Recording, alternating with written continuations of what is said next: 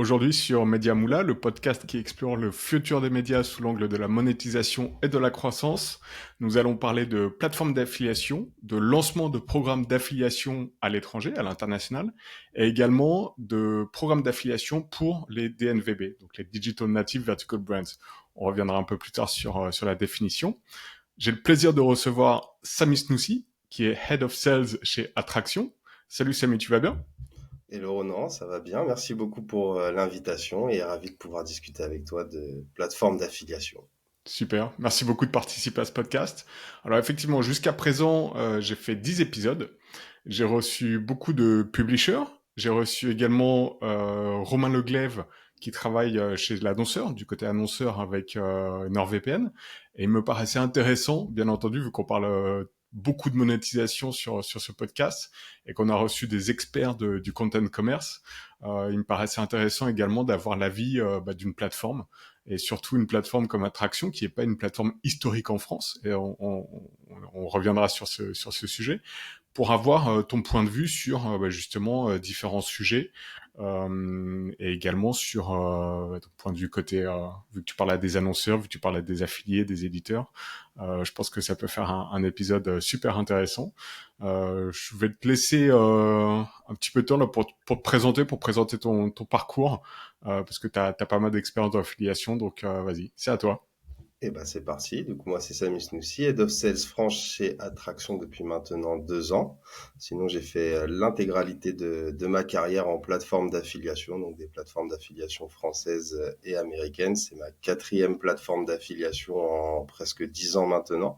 Donc j'ai une bonne overview de comment fonctionnent les plateformes d'affiliation au sens large. Donc, j'ai été du coup account manager, responsable d'équipe, sales manager et maintenant head of sales. Super. Attraction, est-ce que tu peux nous présenter la plateforme? D'où ça vient? Qu'est-ce que vous faites? Pourquoi le marché français? Alors, Attraction est une plateforme d'origine suédoise créée en 2007 qui s'est rapidement étendue sur l'ensemble des marchés nordiques et puis qui s'est introduit au Nasdaq nordique en 2021 pour faire une levée de fonds et accélérer sa croissance, notamment accélérer en Europe avec la création d'entités sur l'ensemble de l'Europe de l'Ouest et une partie de l'Europe de l'Est. Aujourd'hui, Attraction est présent sur 13 marchés. Et donc l'objectif de se positionner en France, c'est que les programmes d'affiliation sont de plus en plus européens et pas uniquement local. Et donc il y avait ce besoin de pouvoir accompagner nos clients sur l'ensemble des marchés et également d'être présent sur un très beau marché, un des plus beaux marchés du commerce en Europe, qui est la France notamment. Donc, c'est-à-dire quand tu parles d'internationalisation, tu veux dire que ce sont des marques étrangères qui s'intéressent à la France ou des marques françaises qui veulent aller à l'étranger ou les deux? On a les 2 cas pour le coup, mais effectivement, historiquement, Attraction, s'est lancée aussi sur le marché français parce qu'elle avait des clients qui avaient des besoins sur le marché français. Donc, c'est un petit peu comme ça qu'on a mis les premières pierres à l'édifice d'Attraction France. Et puis après, j'ai eu pour le rôle d'aller recruter des clients franco-français et des clients français qui souhaitent également se développer en Europe, aussi bien en Espagne qu'en Allemagne, en Italie, aux Pays-Bas, mais également en Suède, en Norvège et en Islande, qui sont peut-être un petit peu moins ciblés par les marchands ouest européens, mais pour lesquels il y a de l'intérêt, puisque ce sont des marchés qui sont puissants avec des forts pouvoirs d'achat. Et donc aujourd'hui, pour une marque française qui souhaite se développer à l'international, notamment par le biais du marketing à la performance, quelles sont vos préconisations? Est-ce que c'est juste, OK, on va vous faire un programme à l'international, on a le tracking, on contacte nos affiliés, ou est-ce qu'il y a des particularités pour chaque pays? Et si oui, quelles sont-elles? Alors globalement, le marché de l'affiliation se ressemble, même si tu vas jusqu'aux États-Unis, même si tu vas sur ce type de marché-là, tu vas trouver plus ou moins les mêmes typologies de partenaires. Maintenant, la puissance de chacun, la position de chacun, notamment si on prend l'exemple du cashback, qui est le roi, entre guillemets, est très puissant aux États-Unis ou en Grande-Bretagne, va l'être un petit peu moins sur des marchés comme l'Italie ou les marchés nordiques.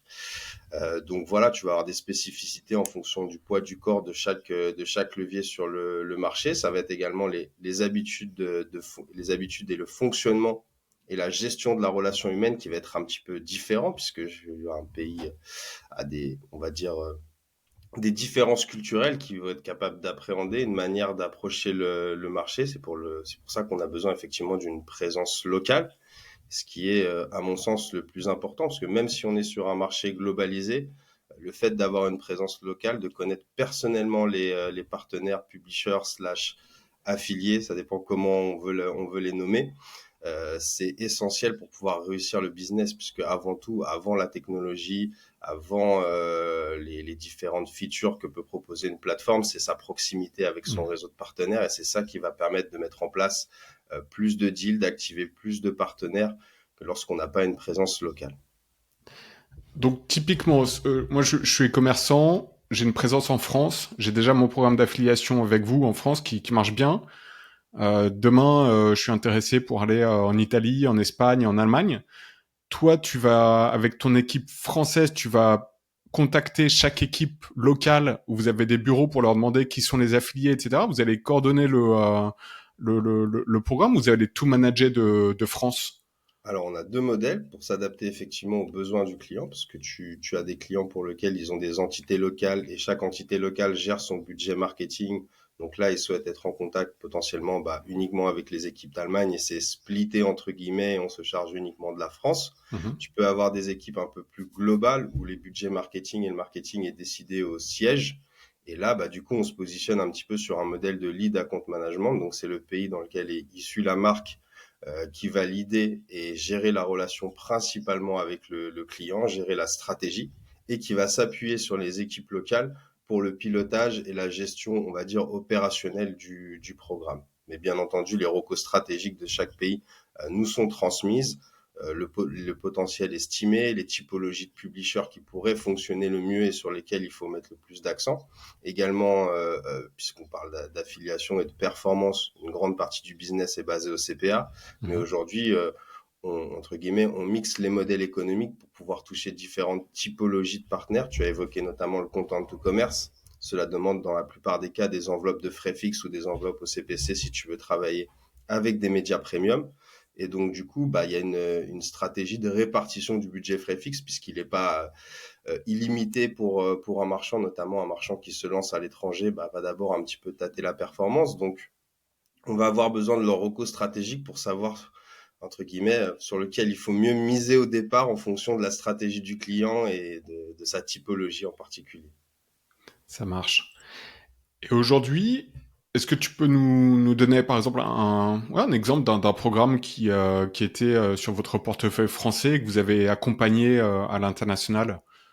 Alors, je vais prendre l'exemple de Taken Up. Taken Up, Mhm. c'est une marque effectivement de canapé qui est basée en France et qui a un showroom à Lisbonne. On l'a aidé D'accord. à se lancer sur le marché espagnol, qui était pour le coup un de ses objectifs. Et là, ça a été plus un rôle effectivement de lead account manager, puisqu'il y a effectivement de temps en temps la barrière de la langue. Donc nous, on se charge d'échanger avec lui au quotidien pour mettre en place la stratégie. Et puis également, ce sont quand même deux marchés qui se ressemblent. On a dupliqué les leviers.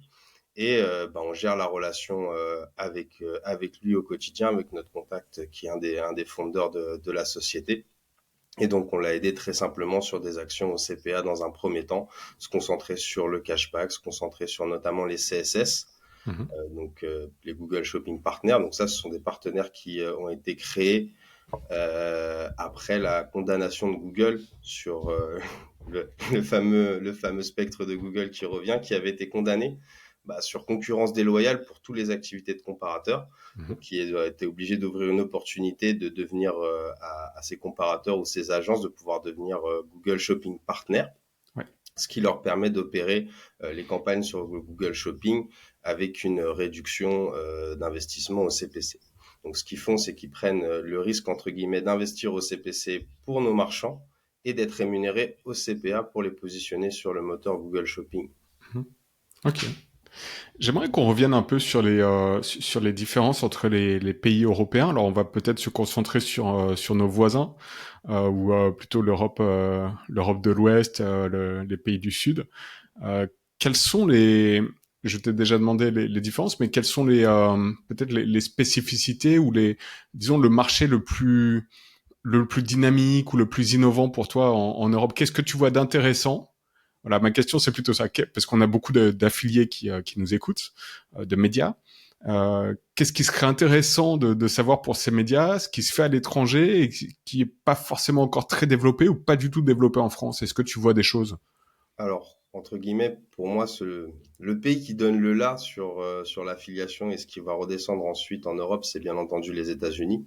Ouais. Là, effectivement, c'est le plus gros marché en termes de business, hein. Les échelles d'argent généré ne sont pas les mêmes qu'en Europe et notamment en France. Donc, c'est vraiment ce marché qui donne le là. Après, on voit que ça redescend effectivement au UK, donc en Mhm. Grande-Bretagne dans la plupart des cas. Mais très honnêtement, et sans être chauvin, et même si je sais qu'on aime un petit peu se flageller, nous, Français, je pense qu'on a un marché très mature, très Ok. compétitif, qui a su effectivement innover dès sa création, hein. Je pense que il y a eu des plateformes d'affiliation françaises qui se sont créées à la fin des années 90. Mhm. Donc, on a été assez précurseur globalement sur ce business-là. Et tu as aussi également beaucoup de médias. Je pense que c'est dû aussi à l'héritage du Minitel en France notamment, Mhm. qui avait tous ces entrepreneurs qui étaient positionnés sur ce business-là et qui ont très vite shifté sur Internet. Donc, en termes de diversité de leviers, en termes d'accompagnement, mais aussi également en termes de maturité des clients et de compréhension du levier, je pense que la France en Europe de l'Ouest est clairement l'un des plus matures. Ok. Donc le content commerce, c'est pareil, tu le vois très développé en France et sur les autres pays un peu moins.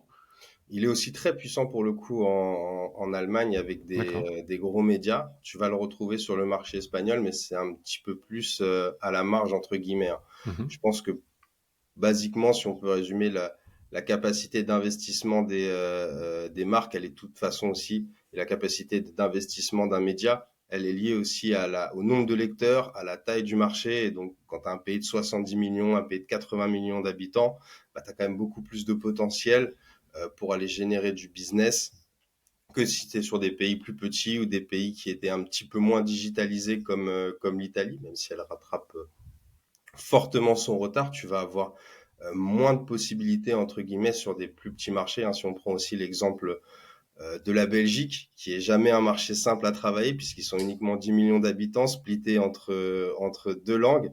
Et là, bah, c'est pas facile pour des publishers purement locaux de générer des gros volumes d'audience et des gros volumes de cash. Hmm. Donc voilà, c'est aussi lié à la taille du pays, à la maturité en taux de pénétration du e-commerce, hein, qui aujourd'hui de toute façon est très important en Europe de l'Ouest. Donc c'est ça qui donne aussi beaucoup de puissance sur le content to commerce. Mhm. Et sur les marchés nordiques, d'où vous êtes originaire, quel est le... Alors, je crois que Trade Doubler aussi, ça vient de... C'est pas à l'origine... ça vient d'un pays nordique, je sais plus lequel. Oui, si, exactement, exactement. Le fondeur de Trade Doubler, effectivement, a été créé en 1999. Après, a été revendu, je crois, à la fin des années 2000. Mhm. Et pour la petite histoire, l'un des fondeurs de Trade Doubler avait investi dans Spotify. C'est-à-dire, D'accord. tu peux voir la série sur Internet. Donc voilà, il y a des entrepreneurs à succès de Mhm. l'affiliation qui ont su shifter vers autre chose. Et je pense que oui, à la base, nos deux fondateurs sont des financiers, des experts de la finance. Et au milieu des années 2000, bah, ils ont repéré le potentiel de l'affiliation, notamment le potentiel de Trade Doubler en Suède. Et ils se sont dit, bah, il faudra un Ensuite. concurrent local et on vient se positionner.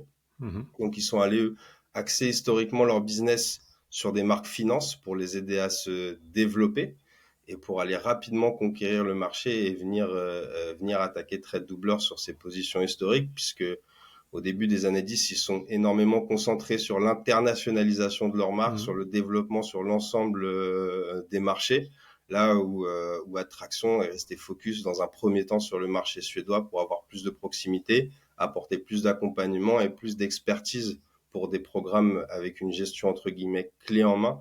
Et c'est ça qui a permis à Attraction de vraiment décoller en Suède et puis après de s'approcher de ses marchés voisins qui sont le Danemark, qui sont effectivement la Norvège, l'Islande. Donc voilà comment Attraction s'est vraiment développé avec deux principes, le service client, mais Mhm. surtout et non des moindres, puisque ce sont eux qui font aussi notre succès, l'accompagnement des partenaires, des publishers pour le développement de leur business.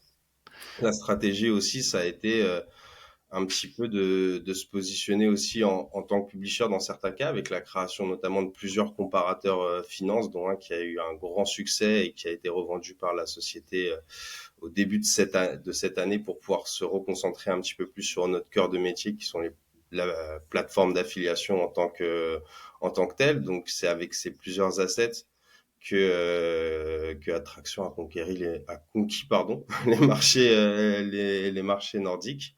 Et puis pour consolider sa position, il y a eu plusieurs rachats de sociétés qui étaient présentes sur ces marchés-là, dont le dernier en date est AdService, qui était une société danoise qui était aussi très bien implantée sur le marché suédois, mais également sur le marché espagnol et allemand. Donc la fusion s'est opérée en 2023. Donc ça a vraiment clairement renforcé notre position en tant que gros leader et leader incontesté sur l'ensemble des marchés nordiques et un challenger plus qu'intéressant en Europe de l'Ouest avec un chiffre d'affaires aux alentours de 130 millions d'euros aujourd'hui. Donc on va dire qu'Attraction en Europe, c'est la plateforme qui a grossi le plus rapidement ces 7-8 dernières années, passant d'un chiffre d'affaires de, je crois, 60 millions en 2017 pour arriver aujourd'hui à 130 millions en 2023 sur un marché qui, globalement, croît assez peu. Hmm. On n'est pas sur des croissances à deux chiffres sur le marché d'une plateforme d'affiliation globalement surtout sur les pays les plus matures que sont l'Europe. Donc c'est un beau succès et c'est ce qui nous permet aujourd'hui d'être un challenger des quelques poids lourds que l'on compte à travers le monde et une alternative à ces acteurs plus classiques que certains connaissent très bien en Europe de Mhm. l'Ouest, entre guillemets. Ok. Si on revient rapidement sur les pays nordiques, on parlait des différences donc entre les affiliés en Europe, donc les pays comme l'Allemagne, l'Italie, l'Espagne. Sur les pays nordiques, qu'est-ce qui distingue les affiliés? Est-ce qu'ils ont du cashback? Est-ce qu'ils ont du contenu? Est-ce qu'ils ont d'autres typologies de publishers et de médias que nous, on n'a pas ici? Non, je pense pas en particulier sur les mécaniques, ça se ressemble. Maintenant, D'accord. effectivement, le poids du corps et le développement de chacune des activités va être un petit peu différente. C'est vrai qu'on trouve un petit peu moins de codes promo sur l'activité nordique. On va trouver des sites de cashback, mais des sites de cashback uniquement local, entre guillemets, si tu veux. Aujourd'hui, en Europe de l'Ouest, avec les différentes fusions de publishers, les différentes fusions de partenaires, tu as des groupes qui sont de taille européenne, voire de taille internationale. Hein, si on prend l'exemple qui a été racheté très récemment, mais tu vois, tu avais un site comme Poulpeo en France qui était Mhm. connu, qui avait été racheté par Retail Minute, qui est un très Mhm. très gros acteur américain. Bon, il l'a revendu à Plebicom il y a pas longtemps. Tu peux avoir Igral, effectivement, qui a été indépendant, qui a appartenu au groupe M6 et puis ensuite a rejoint le giron Global Saving Group, qui est du coup un très gros acteur européen aujourd'hui et qui sont présents sur plusieurs marchés. C'est pas le cas sur les marchés nordiques. Je pense que la première entrée et la première barrière, c'est le sujet de la devise pour le cashback, Mhm. puisqu'effectivement, ce ne sont pas des pays de la zone monétaire européenne, donc tu dois t'adapter à chaque monnaie, entre guillemets, ce qui fait que tu trouves uniquement des acteurs locaux, entre guillemets, sur ces marchés-là, donc des sites de cashback pas du tout connus pour nous, français entre guillemets. Donc oui, tu vas avoir aussi du contenu sur lequel ils vont travailler. Tu as aussi pas mal de blogs et de plus petits médias en termes de taille, puisqu'effectivement, il y a une audience qui va être quand même plus réduite du fait de la barrière de la langue. En Suède, tu as quand même Mhm. uniquement 10 millions de personnes et c'est une langue qui n'est pas comme le français parlé dans d'autres pays. Donc, ce sont des médias avec une plus petite taille et du coup, ça laisse aussi plus d'opportunités d'aller faire des deals à la performance, des deals hybrides avec ces acteurs-là, versus la France où tu as des grands médias qui sont très mainstream et pour lequel la barrière, surtout pour des marques plus petites, la barrière en termes d'investissement est plus haute à aller Mhm. chercher. Pour finir sur tout l'aspect international, est-ce que tu as des bonnes pratiques à partager pour un e-commerçant qui nous écoute et qui voudrait développer son programme d'affiliation à l'international? La bonne pratique que la principale que je vais recommander, c'est effectivement de pouvoir essayer, surtout si c'est un lancement, de centraliser au maximum auprès d'un acteur la gestion du programme d'affiliation, donc un acteur qui est capable de l'accompagner sur l'ensemble de ces marchés-là, puisque c'est à mon sens, et comme je disais en préambule, l'importance de la relation humaine et du contact des équipes locales pour développer le programme d'affiliation et activer plus de partenariats.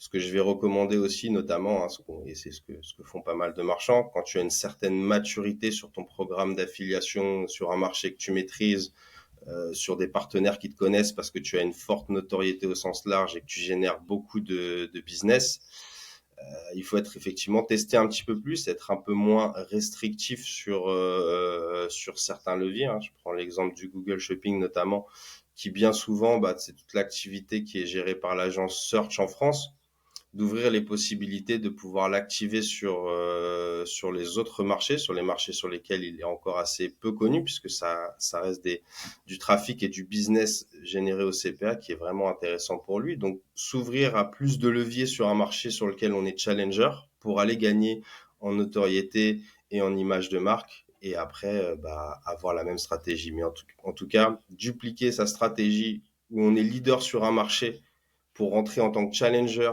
sa stratégie marketing, j'entends, c'est pas forcément à mon sens la bonne approche, puisque tu pourras avoir des résultats assez déceptifs si tu te recentres uniquement sur certains top publishers qui, pour être assez franc avec toi, comme t'es pas connu sur le dit marché, vont pas être forcément intéressés, vont pas te diffuser en priorité, tu vas pas être bien positionné. Si on prend l'exemple des comparateurs sur de la banque, sur de l'assurance, ce qui drive aussi les positions, c'est ce qu'on appelle l'IPC, learn per click. Quel que soit le modèle économique que tu vas proposer à un publisher, lui va regarder combien il gagne par clic envoyé sur le marchand. Donc c'est sûr que si tu as peu de notoriété, tu es pas connu, les gens vont peu cliquer, vont avoir peu d'intérêt pour ta marque, ce qui va positionner ta marque tout en bas du classement.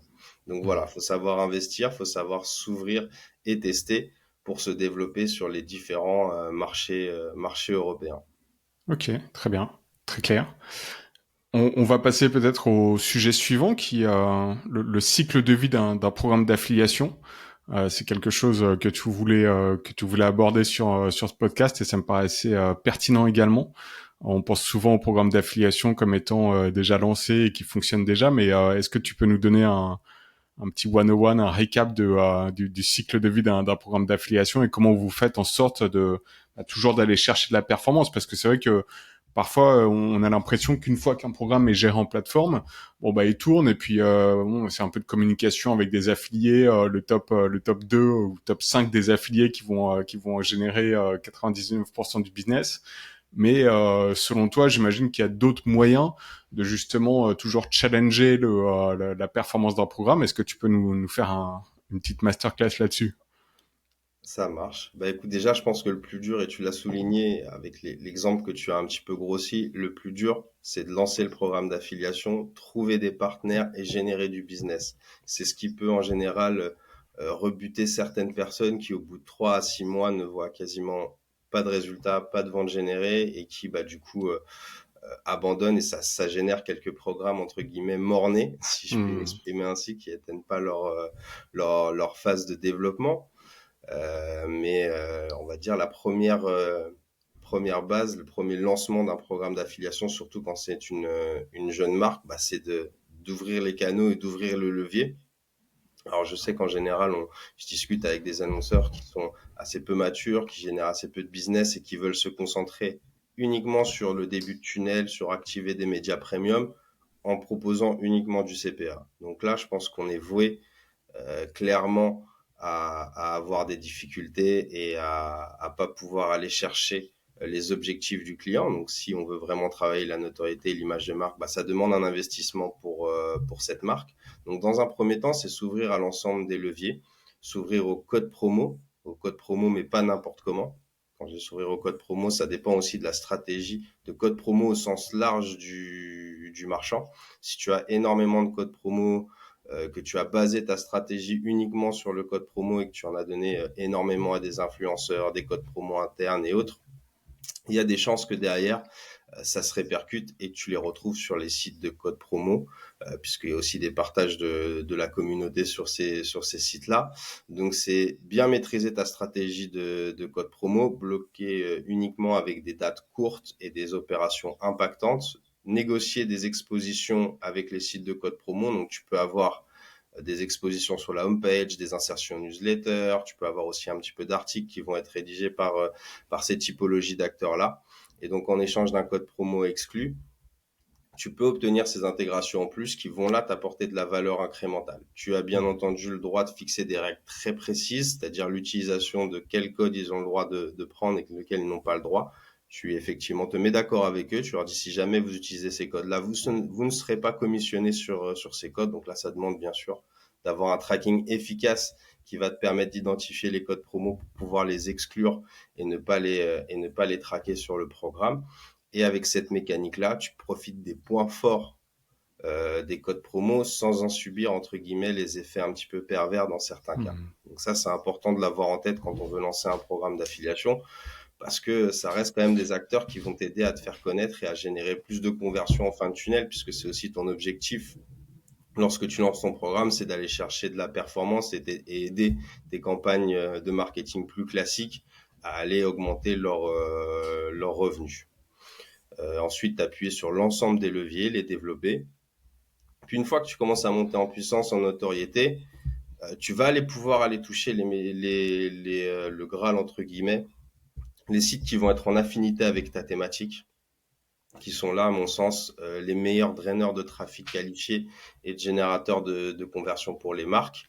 Donc, une fois que tu as atteint ce niveau-là, là, tu vas aller te concentrer avec ces affiliés premium et essayer de placer des deals exclusifs avec eux. Et c'est ça qui va t'aider à augmenter. Ensuite, tu vas écrémer un petit peu le programme d'affiliation, c'est-à-dire retirer certains petits sites, limiter l'utilisation des codes promo, te concentrer uniquement sur les plus gros acteurs, notamment ceux qui sont chartés CPA, la charte du bon de réduction développée par le collectif des plateformes d'acquisition. Là, effectivement, ce sont des sites qui sont audités par les experts indépendants pour vérifier que tous les codes qu'ils utilisent fonctionnent bien et ne sont pas là pour tromper l'internaute, entre guillemets, avec des codes qui n'existent pas. Donc aujourd'hui, tu as, je ne veux pas te dire de bêtises, peut-être une dizaine de sites qui sont chartés, qui sont du coup audités et par lesquels on envoie notre auditeur tiers leur envoie des alertes, leur envoie des signalements, leur attribue des red flags lorsque les règles ne sont pas respectées et ils risquent de pouvoir être exclus de cette charte et du collectif s'ils ne font pas les efforts nécessaires pour se mettre en conformité. Ça a beaucoup aidé le marché des codes promo à se cleaner, entre guillemets, et à devenir aussi plus compétitif, plus fair pour l'ensemble des acteurs. Donc, alors je vais te challenger un peu, hein, mais j'ai l'impression quand même qu'on parlait d'innovation, etc. J'ai l'impression que, tu vois, le code promo, c'est un peu le sauveur, quoi. C'est bon, on n'arrive pas trop à générer des ventes en affiliation et ça fait depuis moi je travaillais en plateforme d'affiliation, c'était il y a 15 ans et c'était exactement la même logique, quoi. OK, les codes promo vite comme ça on est presque garanti d'avoir des ventes et alors je grossis énormément le trait parce qu'il y a 15 ans effectivement, c'était pas aussi clean. C'était même un peu le Far West et c'était il y avait beaucoup d'abus et je pense que le CPA, donc le collectif des acteurs pour le marketing et la performance, je mettrai le lien en description. Ils ont fait un taf quand même assez gigantesque pour s'assurer que le secteur est beaucoup plus clean et pour un peu redorer le blason et faire en sorte que les annonceurs ne soient plus comment dire ne fassent pas demi-tour dès qu'on leur parle de code promo. Donc ça c'est génial parce que je pense qu'effectivement bien utilisé le code promo ça reste un publisher qui peut vraiment attirer du bon trafic qualifié, mais il faut vraiment bien le faire, faut vraiment bien le faire. Parce qu'encore une fois, il peut y avoir des abus et des choses qui sont pas forcément qui paraissent bien dans les rapports parce que ça génère des ventes, du trafic, etc. Mais derrière, est-ce que c'est vraiment incrémental pour le e-commerçant? C'est c'est pas tout le temps le cas. Mais j'ai l'impression qu'il n'y a pas vraiment eu d'innovation ou de nouveaux acteurs qui ont réussi à se positionner, à se dire bah regardez, nous on a la force de frappe du code promo, mais on garantit quand même un trafic qui est vraiment quali. Alors il y a les acteurs du content commerce, mais comme tu l'as dit, faut glisser une enveloppe en frais fixes parce que derrière ils s'y retrouvent pas forcément. Donc il y a pas vraiment, et on parle de performance, donc c'est là où tu vois ce que je veux dire, c'est toujours un peu délicat parce que on parle de content commerce, on parle de performance, mais derrière, ouais, faut quand même du frais fixe. Et donc je remets pas en question bien entendu le frais fixe parce que en tant qu'éditeur, moi-même, j'avais des frais fixes et c'est obligé parce que derrière, sinon, parfois, tu t'y retrouves pas. Et il y a un gros travail d'édito. L'édito, ça coûte cher quand c'est bien fait. Comme tu l'as précisé, ce sont des affiliés premium, donc ils ont des vraies équipes derrière à rémunérer. Et effectivement, à moins de tomber sur un programme d'affiliation qui est vraiment qui colle pile poil à l'audience au bon moment, par exemple sur Black Friday, c'est très dur de s'y retrouver juste avec de la perf. Mais voilà, je suis toujours un peu frustré et étonné de voir qu'il y a pas eu de nouveaux acteurs qui peuvent fournir de la performance, pas garantie, mais une alternative au code promo. Et j'ai l'impression qu'il n'y a pas eu vraiment d'innovation à part le fait que de se dire bon bah ok on va cleaner le secteur, mais ça à la limite ça devrait être la base quoi. Euh, Est-ce que tu peux me prouver le contraire ou est-ce que t'es relativement d'accord? Est-ce que tu peux dire que t'es d'accord? Est-ce que, enfin, tu vois ce que je veux dire? Ouais, Moi, c'est je un peu, pense. je te mets un peu dans une situation délicate parce que tu vas défendre ton business forcément, mais c'est le but du podcast aussi. Là, je pense il y a des nuances à avoir effectivement sur le sujet du code promo. Déjà, la part qu'il prend et la place qu'il prend sur un programme d'affiliation a énormément réduit sur ces 10 dernières années, D'accord. notamment avec la montée, je vais pas parler vraiment du marché franco-français, avec la montée du cashback qui était vraiment très peu connu il y a 10 ans, qui générait Mhm. peu de volume. Aujourd'hui, ça s'est instauré de plus en plus dans les mœurs. La crise aussi a encore accéléré le secteur du cashback. Donc le cashback a pris même une position plus importante que les sites de code promo. Tu vas en avoir aujourd'hui, on va dire, c'est plus complexe pour eux d'arriver, de se développer, de générer beaucoup de trafic. Donc tu vas garder quelques historiques qui tournent, entre guillemets 4-5 sites de code promo qui tournent sur le marché, qui sont bien établis. Les nouveaux ont beaucoup plus de mal à aller chercher du business. L'innovation qui a été, et notamment c'est marrant que tu parles des médias, c'est que les médias se sont mis à faire des pages de bons plans, des pages de code promo. Le Figaro a été un des précurseurs et un des premiers à le faire en proposant et en laissant monétiser cette audience par Afiliza notamment, qui Mhm. possède aussi le site Widilo. Et tu vas retrouver l'ensemble des médias classiques qui se sont positionnés sur ce levier à la performance. Donc, ils se servent de leur position naturelle en SEO, du trafic qu'ils drainent via leurs articles pour aller proposer ces bons plans à leur communauté. Et là, on voit que le trafic est quand même plus quali que les plus petits acteurs qui vont essayer de faire, entre guillemets, du PPC, Mhm. ce qui est pour le coup illégal sur la plupart des programmes. Donc le PPC, c'est acheter la code promo plus le nom de la marque pour ressortir dans les 3 premières requêtes, générer un clic, générer une conversion. Donc ça, c'est des pratiques que ne vont pas faire les grands médias Mhm. et ces gros acteurs-là. Et surtout, ils mixent entre bons plans et rédaction d'articles pour proposer des bons plans. Donc, tu vois, c'est des intégrations qui sont plus natives où ils vont faire des comparatifs, ils vont faire des top 20, des top 30. Topito, notamment, est très bon là-dessus Mhm. sur différents types d'articles qu'ils vont proposer. Et donc ça génère du trafic plus quali et c'est plus intéressant pour les marques d'aller se positionner vers ce levier-là. Et puis également, comme tu l'as dit, pour les médias, il y a énormément d'investissements quand tu veux faire des articles premium, de l'insertion, du content to commerce. Donc ça, c'est aussi une solution hybride et des quick wins. Ce qu'on a remarqué aussi, c'est surtout sur le secteur de la finance, c'est que ces médias-là se sont positionnés et ont créé des comparateurs. Donc si Mhm. on parle sur le secteur de l'assurance, ils vont faire des comparatifs, des guides comparatifs des différentes assurances avec les conditions. Donc, ils vont pas faire ce qu'on appelle l'émulation, c'est-à-dire générer le parcours sur leur site pour ensuite proposer plusieurs acteurs. Ils vont faire ce qu'on appelle du click-out. Donc, ils te proposent les 5 offres de 5 assureurs. Et après, tu vas aller toi-même remplir le formulaire, puisque ça demande en France notamment d'être habilité et d'avoir une certification de l'ORIAS pour pouvoir traiter ces données financières qui sont touchy au-delà de la RGPD. Donc ça, c'est des quick wins que sont allés chercher, je pense, les médias et qui intéressent les annonceurs globalement. Donc tu vois, tu as un petit peu ces évolutions-là. Globalement, l'affiliation, c'est un levier qui est résistant à la crise, mais c'est aussi un levier qui s'adapte, qui évolue en fonction du marché, hein. Si on prend l'exemple des comparateurs dans les années 2000, même au début des années 10, c'était des très très gros apporteurs d'affaires et tu les trouvais tout le temps dans le top 10 des programmes d'affiliation. Malheureusement, pour la plupart d'entre eux, en tout cas les comparateurs généralistes, ont perdu l'intégralité de leur trafic avec Google. Donc, ils ont quasiment pas disparu, mais ils sont aujourd'hui à la marge sur le business là. Donc, il a fallu évoluer. L'opportunité du CSS est arrivée pour nous. Donc, tu vois, chaque fin de marché crée une nouvelle opportunité et un nouveau business à aller chercher derrière. Les réseaux sociaux sont arrivés. Les réseaux sociaux ont pris beaucoup de part et beaucoup de trafic au blog et c'est ce qui a fait qu'on les a vus disparaître.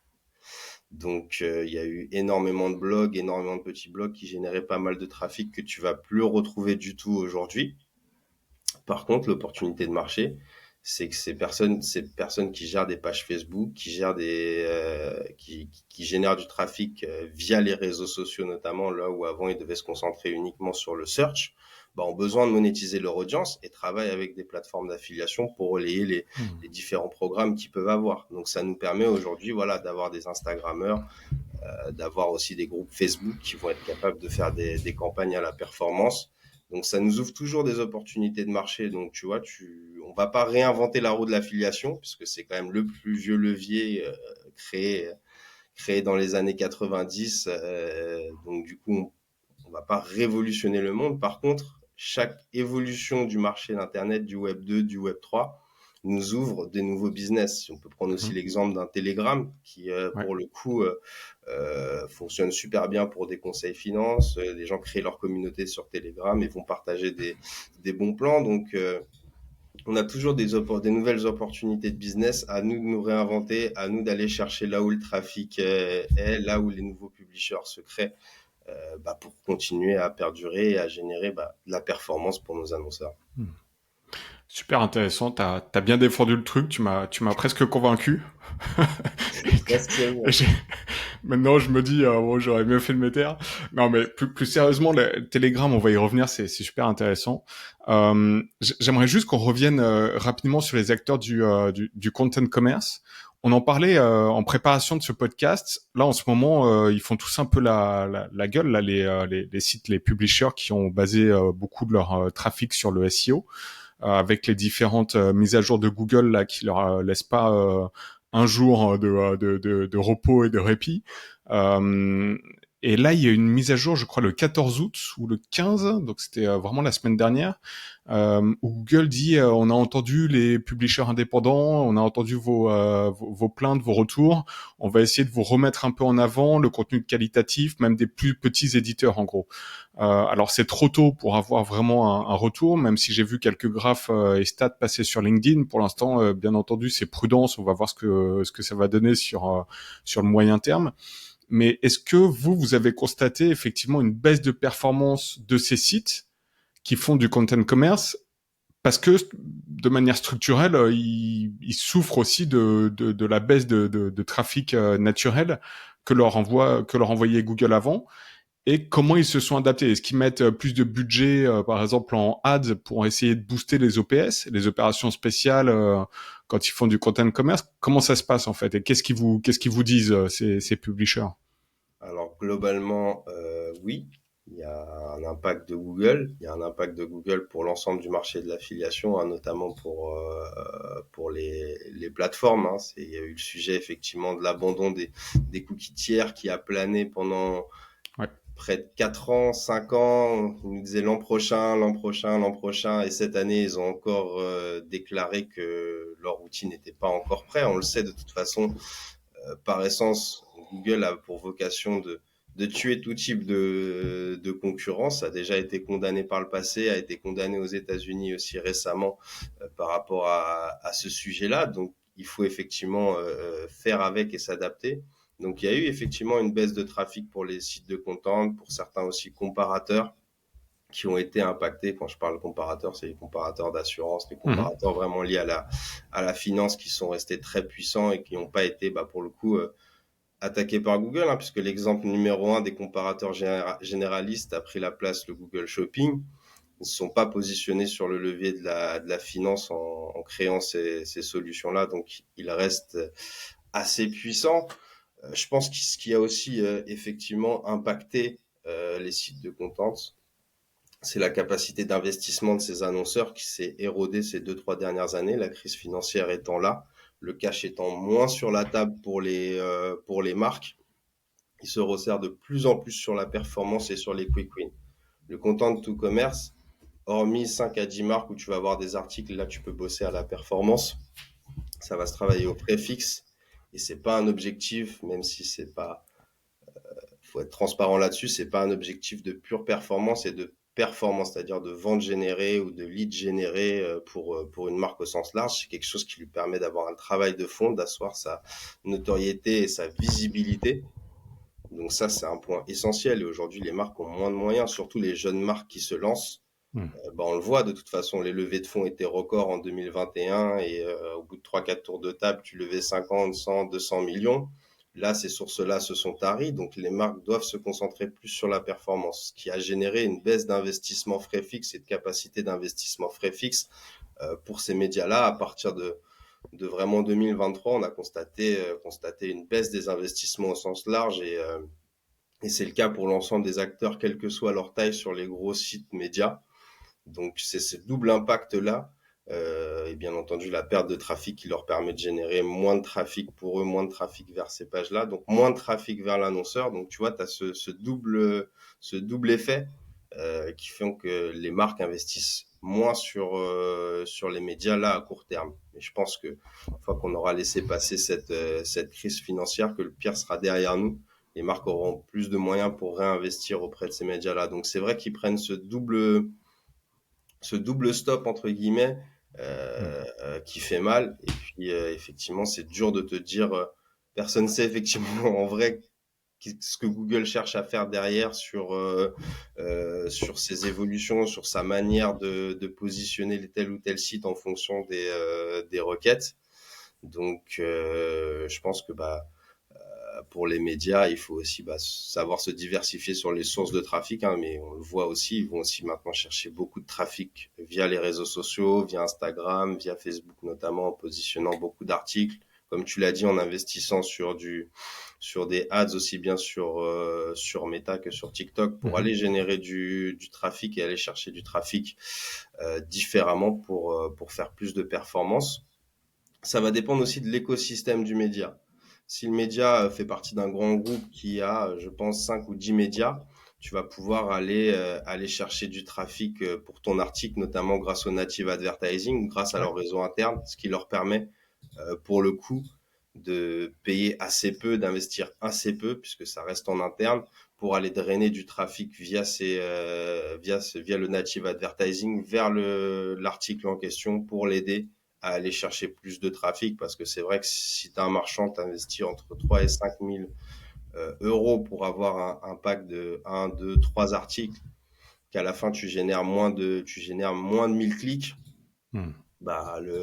Les calculs sont vite faits pour un marchand qui va pas forcément vouloir réinvestir dessus. Mais là, tu parles des gros groupes médias qui ont plusieurs sites et qui arrivent à faire de l'arbitrage en interne pour Exactement. balancer du trafic d'un site A vers un site B qui leur appartient, donc le coût est plus ou moins limité, quoi, en gros. Exactement. Ouais. Mais là, je pense à des groupes médias comme ça, vous en avez beaucoup dans votre portefeuille d'affiliés ou parce que Alors ça c'est vachement resserré, hein. Tu peux ouais, prendre, tu vas avoir les Prisma, tu vas ouais, avoir c'est ça. des Webedia, tu vas avoir effectivement des Reworld Media, puisque in fine, comme tu le sais, c'est un marché qui s'est de plus en plus globalisé Mmh, et les médias digitaux sont tenus par 3, 4, 5 grandes régies. Et là, tu as à peu ouais. près 80% des gros titres qui sont détenus par ces régies-là. Intéressant. Super intéressant cette analyse des acteurs du content commerce. C'est ce que j'entends aussi dans mes discussions. C'est vrai que j'ai reçu Jérémy Parola de Reward Media et il disait aussi que les acteurs qui s'en sortent finalement, enfin en ce moment, selon le contexte qu'on a décrit, ce sont les acteurs qui ont un effet de masse en fait. Donc les gros groupes, pour les acteurs indépendants, c'est quand même plus compliqué. Pour les solo médias, un mec qui a un seul média, même avec une équipe, etc. Là, c'est quand même compliqué d'aller chercher du budget et de convaincre des annonceurs. Mais je suis sûr qu'il y a plein de médias qui vont profiter entre guillemets de cette on va dire entre guillemets cette crise, parce que pour se réinventer, pour inventer des nouveaux modèles économiques éventuellement, on voit tu parlais de fin de cycle, début de cycle. C'est vrai qu'en ce moment si on regarde le marché US, on voit que Reddit est en train d'exploser. Il y a Pinterest aussi qui est en train de très bien fonctionner pour les annonceurs et probablement pour pas mal de médias. Donc il y a des pistes à aller chercher. Faut juste, je pense que les publishers arrivent à sortir un peu de leur modèle historique et à dédier des ressources pour explorer des nouveaux modèles et pour faire beaucoup de tests. Et c'est jamais, alors c'est très simple de le dire. Hein, moi, je suis dans la position la plus simple parce que je constate et je pointe du doigt. Mais évidemment, j'ai pas à le faire. Et évidemment, je sais très bien que quand on est dans le dur et quand les chiffres baissent, etc. On sait qu'on doit aller chercher les prochains leviers, mais c'est jamais évident parce qu'on essaye de rattraper les pots cassés, etc., de limiter la casse. Mais c'est là où en fait on a presque le plus besoin d'aller explorer des nouvelles choses, tout en étant prudent parce qu'on voit que Google a remis à jour son algorithme, comme je disais tout à l'heure. Donc c'est vrai que c'est très très compliqué pour les médias. Il y en a beaucoup, je pense, qui sont un peu perdus. Et donc c'est pour ça que je pense de t'avoir aujourd'hui sur podcast, c'est super intéressant parce qu'on peut prendre le temps là en une heure et demie de vraiment, tu vois, faire l'état des lieux de ce que tu vois comme plateforme d'affiliation. Et je sais que beaucoup d'affiliés passent beaucoup de temps aussi à communiquer avec des account managers ou des directeurs de plateformes d'affiliation parce que vous êtes en première ligne en fait de voir côté annonceur, côté affilié, ce qui se passe. Et en plus, vous avez la carte internationale, donc c'est vrai que c'est des insights qui, je l'espère, pourront aider certains médias. J'aimerais aussi qu'on analyse un business model que j'avais repéré il y a quelques temps là quand j'avais lancé le podcast pardon Mediamoula. J'avais fait un solocast. C'est une entreprise aux États-Unis qui fait des sites affiliés donc purement de content commerce, mais en fait ils en ont rien à faire du SEO. Ils font que du push avec des ads, donc sur Meta, sur des natifs de type Taboola, etc. Oui. Et ils vont signer un contrat avec, par exemple, une marque de matelas. Ils vont faire un article sponsorisé. Il y a sûrement des frais fixes, mais après, toute leur acquisition, en fait, elle est dédiée sur 80%, ça va être du méta. Et donc là, ça permet d'être beaucoup moins dépendant du SEO, d'être beaucoup plus réactif, parce que du jour au lendemain, on peut lancer une campagne méta et avoir X visiteurs sur ta landing page dédiée à la marque de matelas. Par contre, faut être une brute en optimisation des ads. Et on sait que les ads, c'est les plateformes de publicité, c'est pareil. Le CPM, il peut augmenter du jour au lendemain. Donc, potentiellement, une campagne rentable aujourd'hui ne sera plus demain. Est-ce que vous avez des acteurs comme ça qui, en France ou à l'international, qui misent beaucoup plus sur les ads en acquisition de trafic et qui font de l'arbitrage? Alors oui, tout à fait, ça rejoint exactement ce que tu développais précédemment, dans le sens où bah, la force de frappe des grands médias classiques, c'est d'aller chercher du trafic au sein de leurs différentes régies, puisqu'ils sont installés depuis X années sur le business, voire ils étaient sur des titres de presse papier historiquement. On va dire, ces médias indépendants, entre le blog, médias indépendants et affiliés classiques, entre guillemets, sont allés chercher du trafic historiquement sur les réseaux sociaux, aussi bien en naturel qu'en payant, pour aller drainer du trafic. Et c'est comme ça qu'on a vu pas mal de blogs devenir des médias, c'est Mhm. en se concentrant sur cette stratégie-là. Nous, on l'observe et on le fait de manière étroite avec des affiliés finance, D'accord. des comparateurs qui sont très puissants sur les marchés nordiques et qui veulent attaquer les marchés ouest européens. Donc là-dessus, on a des deals assez premium avec eux, ou dans le sens où ils veulent se lancer sur un marché. On signe un contrat d'exclusivité avec une de nos marques en Espagne ou en France, c'est-à-dire qu'ils vont se concentrer uniquement sur cette marque-là et ils vont investir massivement en PPC, ils vont investir massivement sur Google, sur Meta, sur TikTok pour aller drainer du trafic, pour aller générer du business pour cet annonceur. Donc c'est Ok. super intéressant pour eux parce qu'en fait ça leur permet de rentrer sur un marché, donc c'est de l'investissement pour eux, hein. Ils essaient d'avoir cet arbitrage, d'avoir à la limite une rentabilité à zéro, Mhm. mais c'est la création d'un site, c'est la création d'un trafic, c'est la création d'une audience qu'ils font sur ces 2 premières années. Donc il faut quand même avoir les reins solides et générer plusieurs millions sur ton marché historique pour te permettre d'aller investir et de te positionner là-dessus.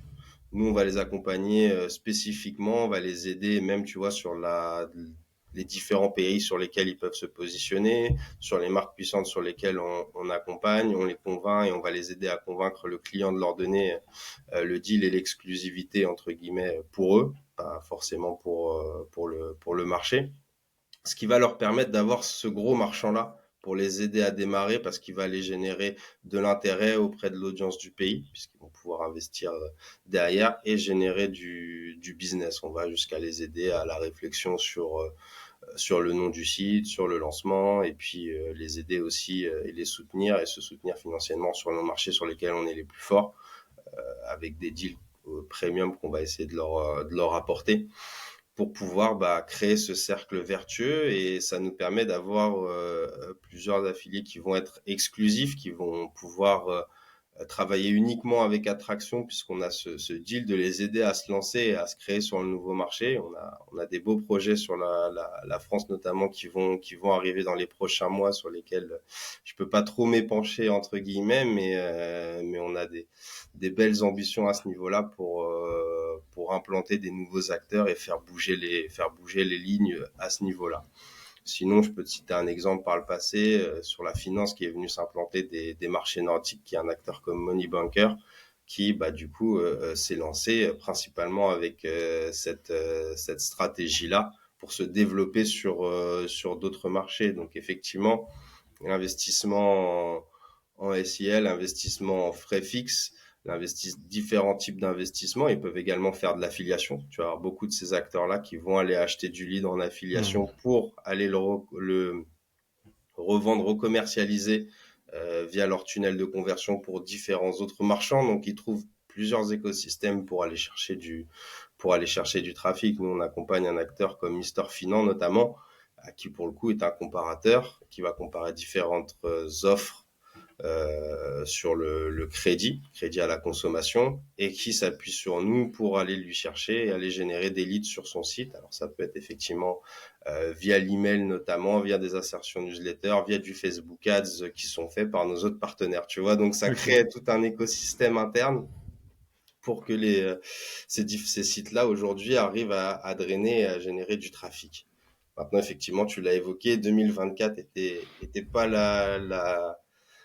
la période rêvée pour tout le monde, dans le sens où tu as eu des hausses importantes sur les différents CPM, aussi bien CPC sur Google, qui font que ça n'a pas été la meilleure année pour la performance au sens large sur le business. Mais globalement, je pense que tous les e-marchands, tous les e-commerçants, à part quelques exceptions, ont constaté effectivement des fortes baisses, hein. Je crois que sur Mhm. le fashion, que ce soit digital ou physique, ils évoquent des stocks. Même un acteur comme Nike évoque qu'il est en Mhm. surstock sur la plupart de ses produits. Donc on s'attend aussi également à un Q4 et un Black Friday très puissant. C'est ce qu'on a aussi observé depuis 3-4 années maintenant. Là où Mhm. le Black Friday n'existait pas il y a 10 ans et c'était uniquement concentré sur les soldes, là on remarque que sur les soldes, il y a des petits pics de performance, les soldes traditionnelles françaises, entre guillemets, il y a des petits pics de performance, alors qu'avant, il y a 10-15 ans, c'était des énormes pics, c'était le Graal, c'était le branle-bas de combat en plateforme d'affiliation, on arrivait à 6 heures du matin pour tout mettre en place. Là, c'est plus calme. Par contre, le Mhm. Black Friday est une période à ne pas rater pour les marchands, surtout les marchands du e-commerce qui vont avoir besoin d'écouler. Et ce qu'on constate, c'est plus tu as d'opérations agressives, plus tu as de Mhm. promotions, ça signifie aussi que l'année a été moins bonne pour eux, qu'il faut renouveler les stocks. Ouais. Le Black Friday, vous commencez à le préparer à partir de quand en plateforme d'affiliation? On commence à le préparer. Alors déjà, on le budgétise pour les marchands. Quand on fait les points d'overview, on le budgétise dès le début de l'année. Mhm. Et puis, on commence à le préparer à partir de printemps, été. Et puis après, on a toujours des annonceurs qui se réveillent un petit peu tard sur lesquels septembre, octobre, il faut qu'on rush pour la mise en place. Mais Mhm. je pense que surtout si tu veux les emplacements premium, avoir les meilleurs deals d'exposition avec les sites de fin de tunnel comme le cashback, hein. Pareil, tu peux avoir des plans d'exposition, tu vas être en homepage, insertion newsletter, push sur leur page Facebook, push notification de leur application. Ils ont énormément de possibilités de pousser un marchand au sein de leur communauté, hein. Si on prend un exemple comme Igral qui compte 10 millions de membres, avec, je sais pas, je veux pas te dire de bêtises sur le nombre de personnes qui ont l'application Igral sur leur téléphone, bah, ça te donne un push directement et ça va te générer des pics de trafic et des pics de business pour les acheteurs là. Il faut s'y prendre plusieurs mois à l'avance pour avoir les meilleurs emplacements, voire même mettre en place un deal annuel dès le mois de janvier. Tu leur donnes le maximum de visibilité, tu leur donnes une enveloppe globale sur l'année pour te positionner directement 6-8 mois à l'avance sur les catégories que tu veux, sur les expositions que tu veux, et puis surtout avec le poids d'investissement de lui dire, au lieu de l'appeler 2-3 semaines avant, lui dire j'ai besoin d'un pack premium à 3 à 5 000 pour avoir de l'exposition, bah là forcément il va te mettre là où il peut puisqu'il y a beaucoup de gens qui ont réservé.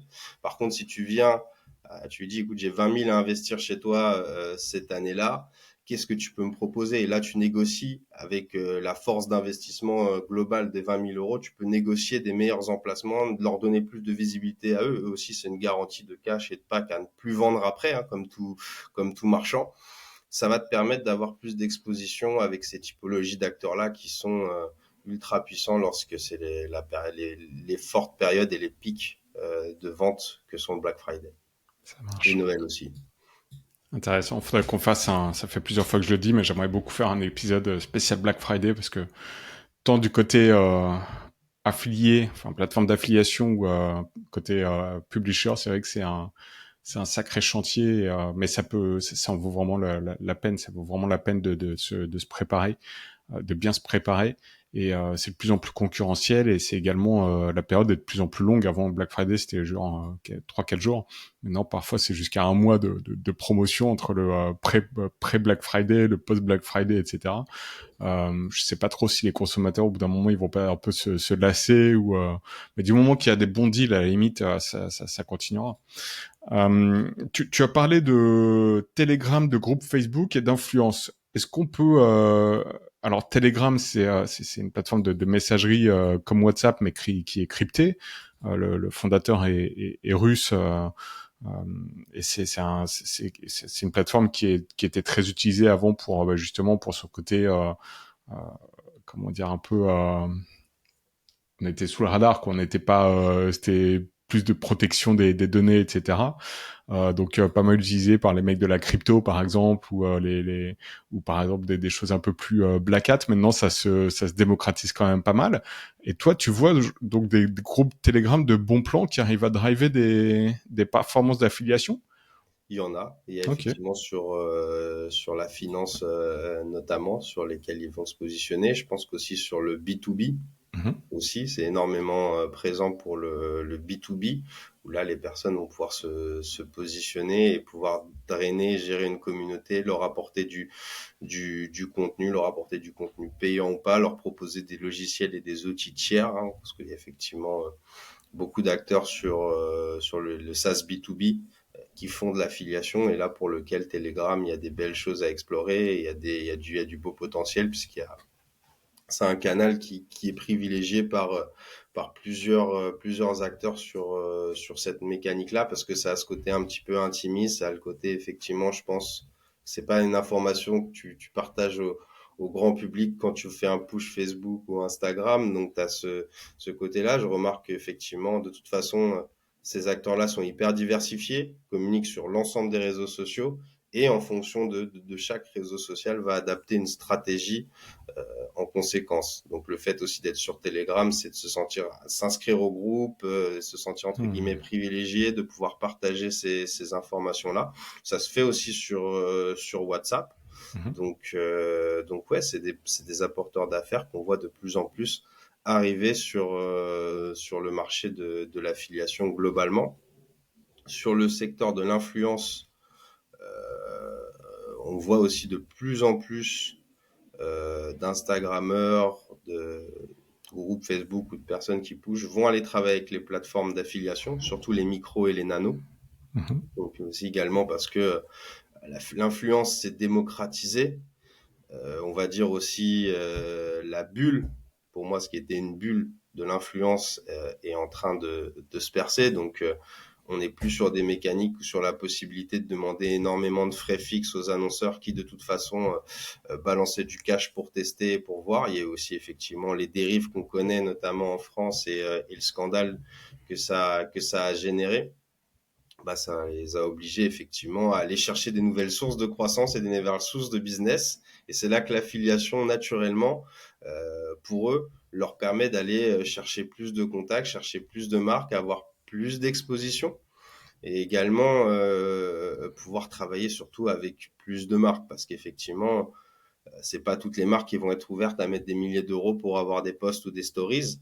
Et il faut qu'eux aussi ils nourrissent leur communauté, notamment sur des produits de qualité, sur des produits référencés, sur des produits mainstream qui sont connus et qui apportent la confiance à leurs internautes. Et bien souvent, ces marques-là ont des programmes d'affiliation. Donc il y a un intérêt pour eux à aller venir se positionner pour pouvoir faire les différents pushs. Puis je pense aussi, tu as les marques, tu fais vraiment des pures collaborations, tu envoies les produits, tu es un peu une égérie de la marque.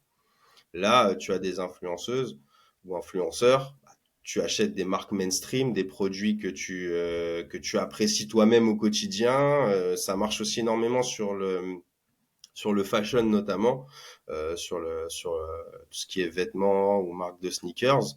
Tu fais la promotion des vêtements que tu as achetés, des looks que tu proposes, des fameux outfits of the day et autres. Tu n'as pas forcément reçu les produits ou des dotations.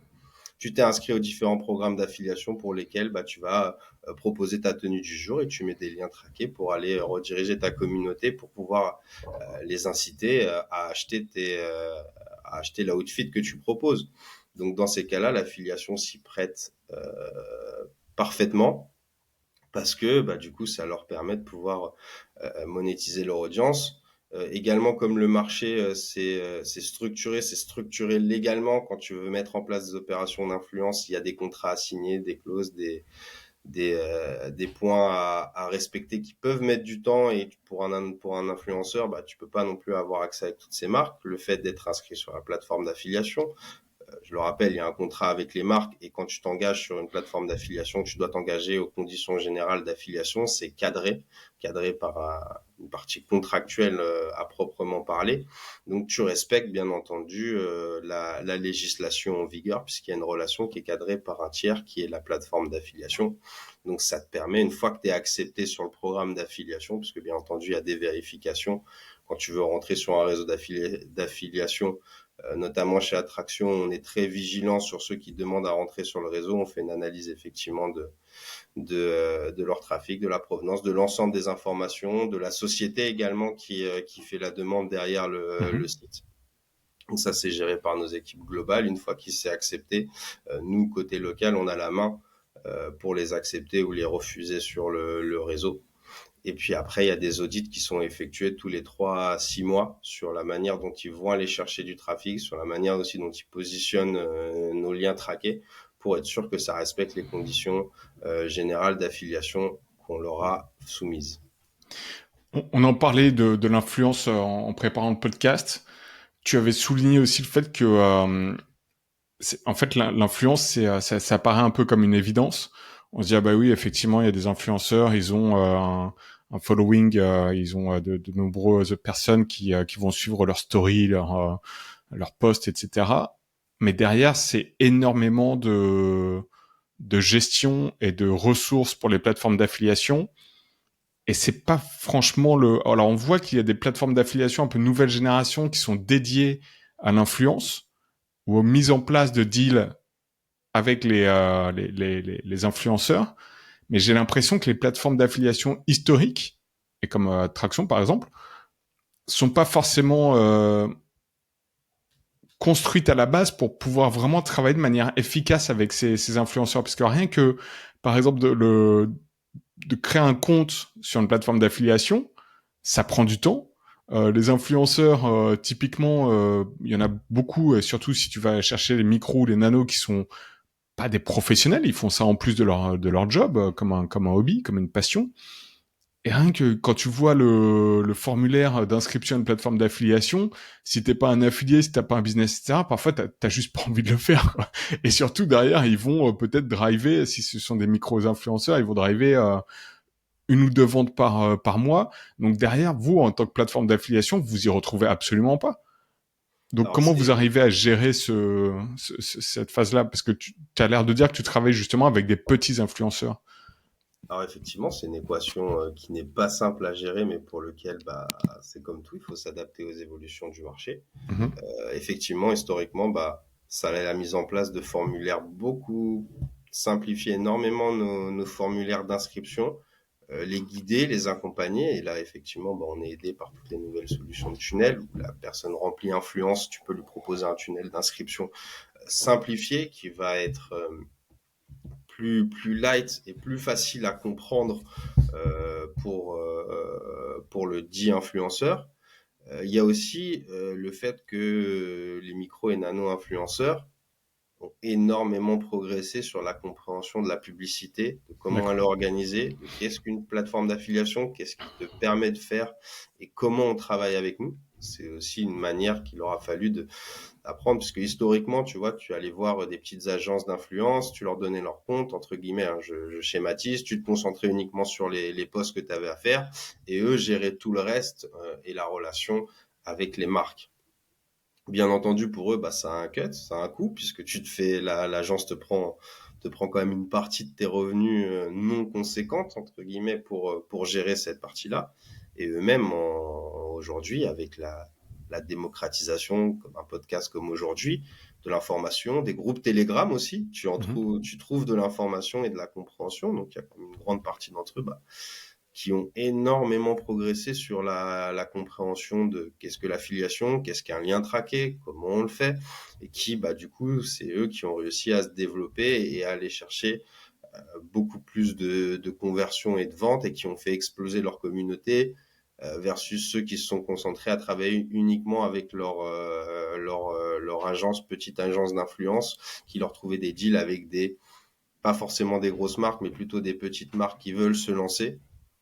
Et il est arrivé ce qu'il est arrivé pour certains influenceurs et ceux qui ont su comprendre que derrière, il y a un business, un vrai business à gérer, qui sont structurés comme des entrepreneurs, même des micro-entrepreneurs, hein, j'ai envie Mhm. de dire, travailler avec des gens qui gagnent 500, 1000 euros par mois via l'influence, qui ont toujours un travail à côté, mais qui ont compris ces concepts-là de micro-entreprise et qui ont pu passer ces barrières à l'entrée là. Donc ça a été des deux côtés, côté plateforme d'affiliation, apprendre à bosser avec eux, leur simplifier la vie, leur donner des outils.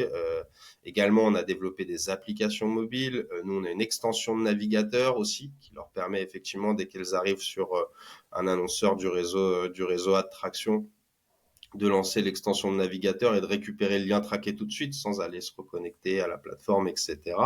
Donc ça, c'est des choses qui leur ont énormément simplifié la vie puisqu'ils travaillent également sur mobile. L'opportunité de marché qu'il y a eu il y a quelques années, puisque Instagram empêchait de mettre des liens traqués, même des liens de redirection tout court pour empêcher le trafic. Sur la partie stories, tu peux mettre des liens traqués et des liens traqués affiliation, ce qui permet de drainer du trafic.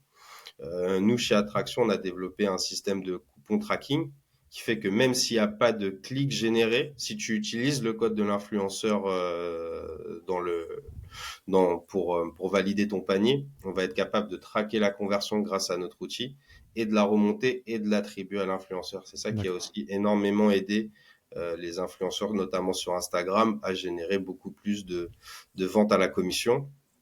Et puis également, comme les autres médias, des modèles hybrides à savoir effectivement certains annonceurs qui sont prêts aussi à poser des frais fixes et à poser des petits investissements, voire du CPC aussi également, qui est un levier important pour les aider à générer du cash versus le pur CPA. Donc, on est en train de se développer et on voit que ça paye entre guillemets et que ça continue à monter en puissance. Aujourd'hui, sur nos marchands e-commerce, l'influence, ça représente 15%.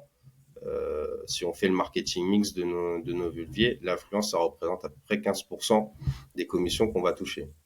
Ouais, je m'attendais pas à... Ouais, d'accord, c'est assez important. Je pensais que c'était plus... Parce qu'encore une fois, vous travaillez vraiment avec plutôt des petits influenceurs. On va travailler avec des petits, des fois avec des plus gros quand la marque a plus de moyens, et c'est notamment dans le cas, tu sais, d'internationalisation d'un programme. Ouais. Quand tu es sur ton marché clé, tu connais l'ensemble des acteurs, tu as la capacité à aller les voir, à aller activer ces leviers par toi-même, entre guillemets, là où ils préfèrent nous donner la relation parce que des fois, ils ont même pas forcément du tout d'équipe en France qui vont être capables de prendre le relais. Donc, quand tu le gères de Suède, c'est trop complexe de pouvoir aller gérer ces leviers influence en France, de comprendre ces mécaniques-là. Ça leur demanderait aussi de prendre des agences locales, pas forcément de compréhension entre les différentes cultures. Donc là, ils sont rassurés puisqu'historiquement drivés par le siège avec des contacts suédois et ils s'appuient sur notre expertise pour les aider à accélérer et à se développer. Je prends l'exemple de BookBeat qui est spécialiste sur le livre audio via l'abonnement pour lequel on l'accompagne sur l'ensemble de ces marchés européens et qui nous fait confiance pour les aider à se développer sur ces nouveaux marchés et qui nous permettent d'avoir la capacité de les accompagner sur l'ensemble de ces leviers-là. Ça marche. Intéressant. Je te propose qu'on passe au segment sur les DNVB. Est-ce que tu peux rappeler ce que c'est donc Digital Native Vertical Brands? En gros, c'est quoi et comment vous agissez avec eux et pourquoi tu voulais en parler aujourd'hui? Parce que alors les Digital Native Vertical Brands sont effectivement des marques, comme on dit, sont spécialisées sur un secteur en particulier et se sont créées avec le nouveau modèle du Web 2/Web 3, donc qui se sont lancés, qui ont commercialisé uniquement via Internet, puisqu'historiquement, une marque, tu crées tes produits, tu te fais référencer et tu es vendu chez des retailers, des revendeurs, puis après des retailers en ligne, et se sont dit que l'intérêt, c'est de pouvoir maîtriser l'ensemble de la chaîne de valeur, de la création de ton produit à la commercialisation. C'est ni Mhm. plus ni moins que ça. Donc, D'accord. c'est ce qui a permis le web d'aller pouvoir gérer tout de A à Z et surtout d'aller pouvoir vendre avec des sites e-commerce qui sont puissants. Donc, on connaît quand même beaucoup. Je vais pas citer forcément d'exemples puisqu'on en a vu arriver beaucoup ces 10 dernières années. Je peux te citer effectivement peut-être des marques qu'on accompagne, sorte de prêcher un petit peu pour notre paroisse. Tu as la marque comme Millet, effectivement, qui se concentre sur toutes les perturbations hormonales du cycle de vie de la femme. Et pour le coup, on crée des produits vraiment spécifiques sur ce segment bien précis et du coup, c'est lancé grâce à Internet, grâce au e-commerce. C'est développé notamment, et c'est des marques qui se sont beaucoup développées grâce aux réseaux sociaux. Je pense aussi à la marque Oma Enemy, qui est spécialiste sur les soins capillaires, sur la repousse des cheveux, sur la chute des cheveux, sur les soins des cheveux, vraiment sur cette base-là, se sont appuyés énormément sur l'influence, énormément sur Meta pour aller chercher du trafic, pour aller se faire connaître, qui ont misé beaucoup sur l'influence. C'est les premières marques en fait qui ont fait décoller les influenceurs et sur lesquels les premiers à s'être appuyés. Après les retailers classiques et les marques plus classiques ont copié les bonnes pratiques entre guillemets des DNVB, même dans leur manière de communiquer, même dans leur approche, puisque c'est aussi à travers les DNVB, humaniser la relation, puisque c'était aussi lié aux tendances de consommation de clients qui en avaient marre de parler à des multinationales Mhm. et tout ce qui est rattaché derrière. Là, tu parles à des fondeurs qui incarnent leur marque, auprès de la communauté, du public, qui le rend authentique. Et ce qui est plus attendu dans les nouvelles habitudes de consommation des gens, de comprendre et de faire des achats aussi raisonnés et de savoir d'où viennent les produits, de s'accrocher entre guillemets à l'histoire, au storytelling de la marque qui s'est créée. Et donc historiquement, ces marques n'approchaient pas l'affiliation puisque c'était plus le giron des gros retailers en ligne, hein. D'ailleurs, c'est comme ça que les gros retailers en ligne dans les années 2000 ont énormément grossi sur le web. C'est grâce à l'affiliation notamment. Donc, ils se sont concentrés d'abord sur Meta, sur SEO, sur aller chercher du trafic, de l'influence. Et puis, ces dernières années, bah, il a fallu se diversifier eux aussi sur les sources d'acquisition. Il y a eu également le Covid qui a eu un impact positif pour l'affiliation sur cette typologie d'acteurs et qui ont commencé à venir se positionner, une fois que leur marque était un petit peu plus mature, à créer des programmes d'affiliation, à tester le cashback, puisque, in fine, ces marques se sont tellement développées qu'elles sont rentrées sur le commerce physique ou qu'elles ont commencé à travailler avec des retailers et des marketplaces. Et donc, ils ont commencé à s'auto-concurrencer. Donc, pour pas forcément citer, mais tu vas les retrouver chez des grands retailers qui proposent des sites de cashback. Donc, au début, ils étaient quand même assez fermés à cette solution de fin de tunnel qui n'était pas forcément quelque chose d'hyper logique quand tu suis leurs objectifs, leurs tendances de consommation et le fait de communiquer promo, pas promo, etc. Bah, tu te rends compte que ton produit, de ta marque, tu peux avoir 5 à 7% de cashback en achetant chez un retailer. Donc, ça fait baisser le prix facial. Et que si tu achètes chez eux, bah, à la fin, ça revient plus cher pour le consommateur. Et au-delà des grands principes, un consommateur veut quand même payer le même produit moins cher, surtout si c'est un retailer de confiance qui est connu, entre guillemets. Et bah, ils se sont dit qu'effectivement, ils s'auto-concurrençaient et qu'il y avait un intérêt aussi à aller activer ces sites de cashback pour proposer leur offre en direct et rester dans leur écosystème à eux sur la partie et faire convertir sur leur shop e-commerce plutôt que via des retailers tout simplement. Et puis, bah, l'opportunité d'influence à la performance micro et nano. Bah, comme on l'a dit, les DNVB sont énormément liés au levée de fonds du marché pour aller accélérer, développer et faire de la pub.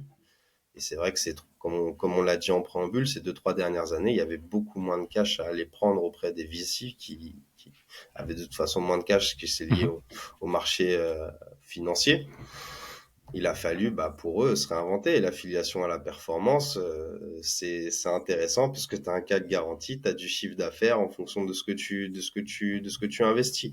Donc, ils sont arrivés naturellement sur l'affiliation. Et aujourd'hui, bah, on voit que une grande partie d'entre eux, on propose un programme d'affiliation, soit restreint, soit ouvert à l'ensemble des leviers. Et aujourd'hui, quel est le pourcentage de votre portefeuille annonceur qui est DNVB versus e-commerçant plus classique? Est-ce que tu as un chiffre, une estimation? Alors nous, effectivement, en France, comme on a commencé un petit peu plus récemment que nos confrères, on s'est aussi concentré sur ce segment de marché qui avait besoin d'ouvrir des nouveaux programmes d'affiliation. Donc de notre côté, je dirais 50-50. D'accord. Maintenant, en volume de programme, oui, tu peux en trouver, à mon avis, plusieurs centaines, voire quelques milliers, rien qu'en France, qui sont des purs DNVB et qui vont te proposer un programme d'affiliation. Donc, Ok. c'est eux qui constituent, entre guillemets, la long tail Hmm. des programmes d'affiliation en Europe globalement. Et comment vous faites en sorte que tu parlais plutôt dans le podcast, tu mentionnais le fait que si un annonceur n'est pas très connu, il va y avoir moins de clics et donc que le earning per click va être plus faible. C'est vrai que quand on a besoin, je sais pas, d'un micro, on préfère aller sur Amazon parce que, enfin, je grossis le trait hein, forcément, mais je préfère aller sur Amazon parce que je connais plutôt que sur microphone.com qui est une DNVB qui vient de se lancer. Comment vous faites en sorte ça de pallier? Est-ce que vous voyez déjà ce type de phénomène se passer et quelles sont vos recommandations pour les DNVB justement de travailler peut-être avec des publishers aussi qui vont arriver à faire du contenu, mais est-ce que vous arrivez à motiver les publishers à faire du contenu sur des DNVB qui se lancent? Enfin, c'est un peu compliqué, non? C'est une équation qui est jamais simple, hein. De toute façon, quand on travaillait pour des jeunes marques, pour le SMB en affiliation, contrairement à ce qu'on peut penser, où on a une grosse marque, on positionne un key account manager et les affiliés rappliquent et c'est assez caricature, hein. C'est pas Ouais, la, bien c'est sûr. pas la difficulté d'activer le réseau quand tu as une grosse marque, c'est Hmm.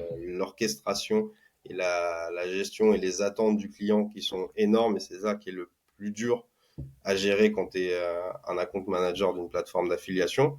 Alors que quand tu travailles avec du SMB, des DNVB, des jeunes marques qui se lancent, la plus grosse des difficultés, c'est arriver à mettre en place ces partenariats.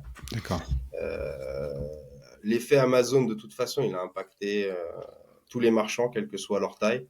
Amazon Associate, Amazon Affiliate, comme tu veux l'appeler, depuis, je pense, 2016, a vraiment pris de l'ampleur et a un intérêt de toute façon. T'as des sites affiliés qui se sont montés pour faire uniquement de l'affiliation Amazon et qui ne font que de l'affiliation Amazon. Bah, de toute façon, parce qu'ils sont commissionnés, quel que soit le produit qui va être acheté sur Amazon. Comme tu as tout sur Amazon, tu drives du trafic pour un produit A, la personne achète un produit Z, tu touches une commission. Donc là-dessus, sur cette force de frappe, elle est incontestable et tu pourras pas, entre guillemets, lutter dans l'ensemble des cas. Par contre, effectivement, toi, avec la mécanique de la commission, qui va être en général plus élevée que ce que va te proposer un Amazon Associate, tu arrives à pousser auprès du site pour avoir une intégration. Lui aussi a besoin de se diversifier et tu as aussi beaucoup de publishers qui veulent pas mettre leurs œufs dans le même panier. Imagine, tu as un problème de paiement avec Amazon, tu peux avoir des conditions très dures, ils peuvent décider eux aussi de t'exclure du jour au lendemain ou de te sanctionner pour tes commissions. Bah, c'est l'ensemble de ton business qui est touché. Alors que si tu te diversifies avec différents annonceurs, différents programmes, différentes plateformes d'affiliation, tu mets pas tous tes œufs dans le même panier et ça te permet de pouvoir gérer du business tout en étant diversifié. Et puis aussi pour les consommateurs. Alors effectivement, tu as une partie de consommateurs qui sont présents et qui achètent beaucoup sur Amazon. On va pas se cacher là-dessus. Même s'ils disent qu'ils aiment pas ou voilà devant le public, nous on veut soutenir les marques françaises, mais bon, on a le compte Amazon Prime qui va bien. Voilà, c'est aussi d'un point de vue image de marque et éthique vis-à-vis de leur audience de dire bah on laisse la place à tout le monde dans l'écosystème. Et il y a aussi des gens qui font que et s'ils trouvent le prix au même enfin le même prix, le même produit sur Amazon ou sur un marchand, il y en a beaucoup qui vont faire l'effort d'aller acheter chez le marchand en question plutôt que d'acheter sur Amazon. Cette part est pas forcément quantifiable, mais c'est un cas réel. Par contre, effectivement, si tu as un écart de prix et des délais de livraison qui sont x5, je pense que tu vas avoir du mal. Donc, ce qui est vachement important pour un marchand, c'est de bien gérer ses délais de livraison, également de temps en temps de proposer du cashback, qui va aider aussi à déclencher du business, puisqu'il ne propose pas sur Amazon, et là, ça te permet d'aller générer du business sur ton shop versus un autre. Et puis, ça te demande aussi de diversifier tes modèles économiques ou alors effectivement de jouer sur le modèle d'attribution. C'est vrai qu'on a beaucoup parlé, tu sais, du modèle d'attribution last click. Ça fait plus de 10 ans que j'entends que le last click ne sera plus la norme. Des modèles en U, V, Y, Z. Je commissionne le premier, je commissionne le dernier, je commissionne au milieu, je fais des clés de pondération et consorts. Ça n'a, à mon sens, fonctionné que sur très peu de marchands, ou alors il y a de l'opacité, pas de communication auprès du réseau. Donc moi, j'ai jamais trop cru au multi-origine, entre guillemets, et c'est ce qu'on constate par le marché. Donc en fait, ça s'équilibre par la mécanique et par le modèle économique de chaque levier que tu donnes. Ça marche. Tout simplement. Donc là, tu vas aller investir un petit peu de frais fixes, un petit peu de CPC sur ce qui est premium. Et tu payes à la perf en fin de tunnel, effectivement, les acteurs. Et je pense qu'il faut aussi rémunérer à sa juste place un partenaire. Et c'est des choses que nous, on va faire des forces de proposition et forces de recommandation, parce qu'on pense souvent à un programme d'affiliation, un modèle de commissionnement, un niveau de commissionnement. Plus l'acteur est près de la conversion, moins il doit gagner en termes de pourcentage de commission. C'est assez basique, mais si on résume sur le modèle du fashion, tu vois, tu peux payer des sites de code promo 1, 2%, 2,5% du CA hors taxe et aller proposer jusqu'à 15, 17, 18% pour des blogs, pour des acteurs verticaux, de l'influence, qui font qu'effectivement, ils vont drainer moins de ventes, ça c'est sûr. Ils vont être Dans certains cas, c'est la fin de tunnel qui va remporter la vente, mais eux, au moins, le peu de ventes sur lesquelles ils vont faire, ils vont toucher des gros montants. Donc ça permet d'équilibrer et de trouver un modèle qui est fair pour l'ensemble des acteurs et continuer à faire prospérer cet écosystème. Très clair, très clair. Merci Samy pour toutes ces précisions, toutes ces infos. Je reviendrai certainement vers toi pour te demander quelques exemples si on peut les inclure dans la description du podcast, comme par exemple, je sais pas, des groupes Facebook avec qui vous travaillez ou si tu peux partager l'info, je pense que ça pourra intéresser l'audience. Je te Avec propose plaisir. de passer aux questions de fin, questions rapides, réponses rapides, mais tu peux prendre le temps. C'est l'invité qui est le roi. La première, c'est quel est l'outil ou le service que tu rêves d'avoir pour ton boulot là de Head of Sales chez Attraction et qui n'existe pas encore? Oula, c'est une question à 1 million. Là, tout de suite, je saurais pas te répondre, hein. Bien sûr, j'aimerais un outil magique qui me permet d'avoir un rendez-vous avec des top clients. Mhm. Mais ça, c'est la promesse de, de ceux qui te prospectent tous les jours sur LinkedIn, mais la réalité est tout autre. Donc, honnêtement, j'ai pas de réponse à te D'accord. donner.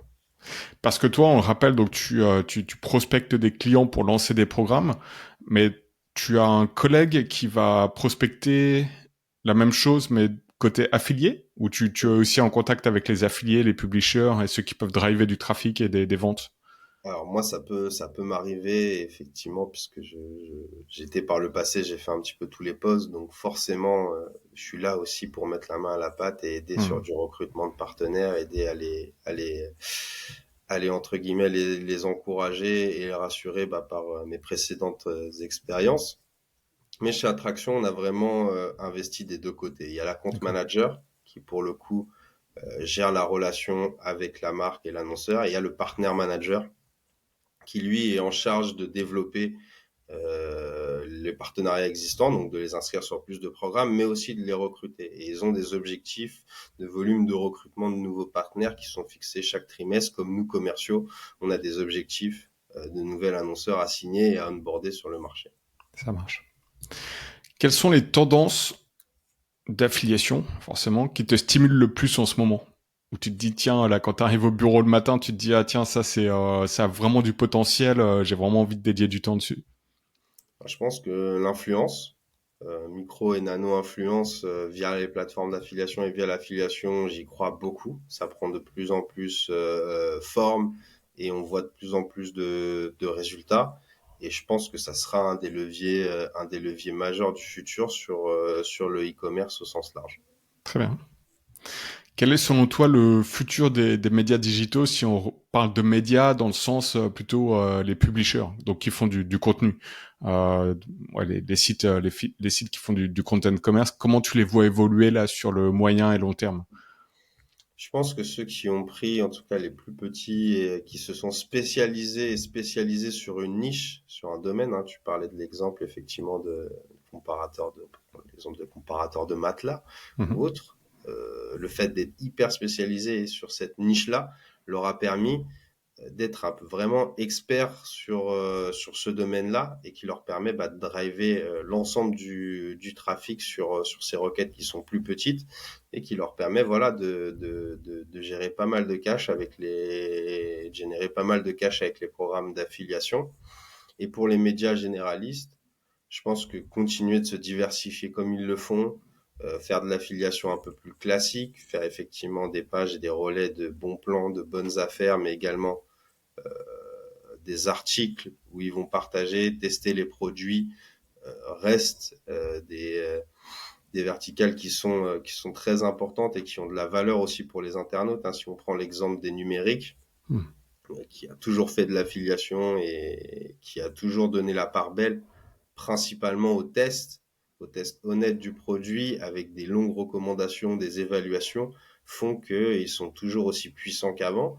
Parce que je pense, je sais pas pour toi, mais dès que je vais acheter un nouveau smartphone ou un nouveau produit, je vais regarder la fiche du téléphone en question pour avoir vraiment leur avis d'expert. Et parce que c'est très construit, c'est qualitatif. Et de toute façon, voilà, c'est apporter de la formation de qualité que tu vas pas trouver ailleurs. C'est facile à dire encore une fois, comme on se disait, qui à mon sens va les permettre de continuer à Mmh. prospecter, à prospérer, Prospérer. pardon, Mmh. prospecter, non, ça c'est plus mon job, mais oui, apporter de l'information de Mmh. qualité et que les internautes aient besoin de toi, il n'y a pas de secret, ça continue et ça fonctionne toujours. Et de la transparence, de la confiance, hein, surtout. C'est vrai que l'information de qualité, maintenant, de plus en plus de publishers peuvent la mettre en ligne, mais derrière, ce qu'ils ont réussi, et le numérique, c'est un très bon exemple que tu donnes. Ils ont réussi à construire une marque média et tu te poses même pas de questions. Tu te dis pas est-ce qu'il y a une douille quand je vais sur les numériques. Non, tu sais que derrière il y a un travail journalistique qui est sérieux. Il y a une rigueur. Tu sais très bien qu'un article sponsor il est sponsor et tu sais très bien à quoi t'attendre. Et ça, je pense que les internautes sont de moins en moins dupes. Et on en parlait justement. Je mettrai le lien en description des anciens de le numérique qui ont lancé labomaison.com qui a en gros le numérique, ils se le cachent pas, hein, mais ils veulent refaire ce qu'a fait le numérique sur la tech, le refaire sur le domaine de la maison, parce qu'ils ont constaté qu'il y avait une grosse opportunité, et finalement peu de sites qui faisaient ça sérieusement avec une telle rigueur, un labo pour tester les produits, etc. Et c'est vrai que ça c'est jackpot pour un média quand tu arrives à construire une marque où l'internaute il a confiance et il se pose même pas de questions. Limite, il va même pas lire les 4000 mots du test. Il se dit, OK, quel est le meilleur smartphone? Il le voit en intro, il clique, il achète. Mais ça prend des années, quoi. Ça prend des années à L'équation est construire. très complexe. C'est vrai que les numériques ont su garder leur éthique et leur Hmm. ligne de conduite, hein, c'est-à-dire qu'ils te disent, je vais pas citer d'exemple ou autre, mais par le passé, quand tu travailles avec eux, tu leur envoyais un test de produit, ils te disaient, ça sera la note que ça sera, ou Hmm. à la limite, on le met pas en ligne si tu veux. Hmm. Hmm. Hmm. Mais ils restaient très très droits dans leurs bottes. Et Hmm. après, effectivement, comme tu l'as dit, ils faisaient de l'affiliation, c'était assumé. Et c'est ça qui a fait que la confiance des internautes est restée. Et c'est un arbitrage qui est très difficile et qui est très compliqué pour un publisher entre toucher des commissions et garder l'authenticité auprès de son audience. Hein. Je Hmm. ne vais Hmm. pas Hmm. non plus citer d'exemple dans l'autre sens où c'est les marques qui payent le plus Ouais. qui sont représentées alors qu'elles sont pas forcément très qualies. Hmm. Sur Hmm. certains secteurs, c'est le cas. Et puis, comme tu l'as dit, les internautes sont de moins en moins dupes. Ils vont Hmm. lire effectivement un article, deux articles, regarder les avis sur les réseaux sociaux, regarder les avis sur les pages. Même si tu regardes aujourd'hui les ads sur Meta et que tu lis les commentaires, ça te donne des fois aussi un état des lieux Hmm. Hmm. et ça te donne à boire et à manger pour prendre ta décision en tant qu'acheteur. C'est clair. C'est là où effectivement le média, le business du média, c'est vraiment, c'est assez ingrat parce que construire une réputation prend énormément de temps. Les gens sont très méfiants sur Internet aussi. Et la moindre erreur peut te coûter très cher et ça va être très facile par contre de perdre ton autorité et la confiance des gens. Donc c'est vraiment c'est un équilibre qui est assez particulier. Et, c'est vrai que c'est là où quand tu réalises ça, tu te rends compte à quel point ouais, faire un média de confiance comme les numériques, c'est énormément de travail, mais je pense vraiment que ça en vaut la peine. Si tu veux une marque résiliente et qui fonctionne encore sur des années et qui est plus ou moins bulletproof sur des algos Google, parce que les gens vont encore taper les numériques.com et ils vont y avoir du trafic direct, ils vont avoir cette reconnaissance. C'est une C'est des misé sur le long préconisations. terme. Hmm. Clairement, c'est misé sur le long terme. Et ça, de toute façon, par le passé, je t'aurais dit, voilà, il y a des quick wins à aller prendre très Ouais. rapidement. Maintenant, avec l'ensemble de l'information que peut avoir l'internaute, on voit que voilà, si tu fais ça, tu vas partir comme un feu de paille Ouais. et tu vas générer quelques commissions, tu vas monter. Et puis après, les gens vont s'en rendre compte, surtout que Hmm. maintenant, en plus, tu dois payer dans la plupart des cas pour faire de l'acquisition de trafic.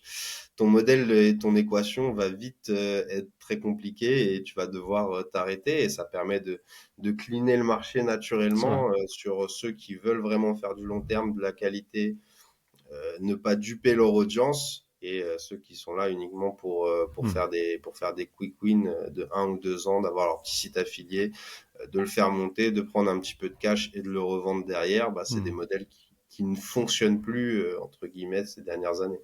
Ok. Justement, parfaite transition là sur la prochaine question. Quel est le média ou le groupe média qui t'inspire le plus? Ça peut être un groupe français ou international où tu te dis tiens, eux, ils ont vraiment capté un truc et j'apprécie vraiment leur travail. Euh, Moi, j'aime bien bosser avec Prisma Media, honnêtement, Ouais. surtout sur pas mal de marques de beauté. Mhm. Notamment parce que récemment, ils ont fait évoluer aussi leur stratégie de content to perf avec une garantie de clic sortant et Ok. surtout sur une mécanique au CPC.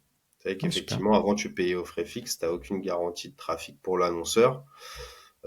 Donc, si l'article performe pas, qu'il n'est pas bien classé et qu'en plus ils font pas de médiatisation de cet article-là, tu génères presque pas de Mhm. performance, même pas de vente. Je parle de clics.